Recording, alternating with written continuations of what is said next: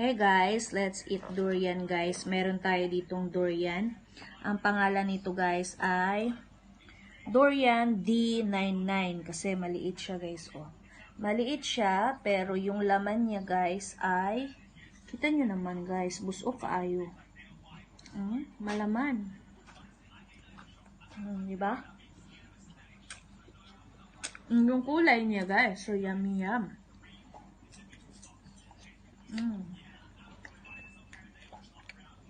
Binubuksan pa ni daddy yung isa. While ako, kumakain na ako guys. Oh. Iba naman tong iba naman tong kinakain ko, hindi pa ito guys. Yung isa, what's that baby ko? Same? Same pala, akala ko iba. I thought different name. Hard sa daddy magbukas guys.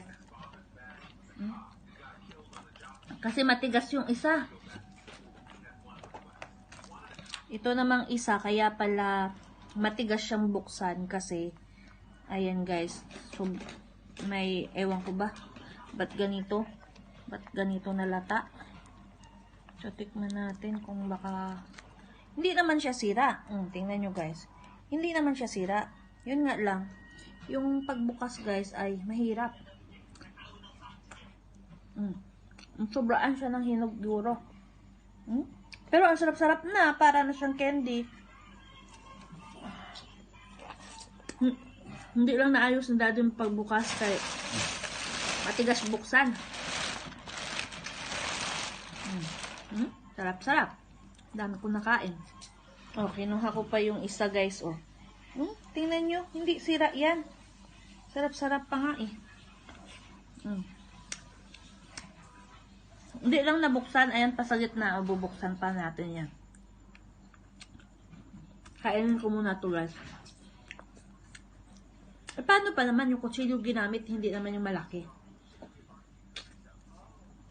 Mas nahirapan siyang buksan. Hindi ko pa nakakain yan guys. Oh. May laman pa dyan sa gitna niyan.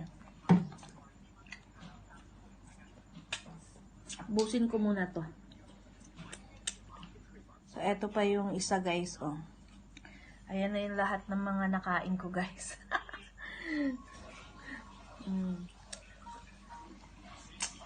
Ako na kumain guys. Ayaw ni Josh. Ako lang kumakain. Si daddy kumain na din eh. Ayun no, yung isa na damage yung ano, pero masarap pa rin yan guys. Yan.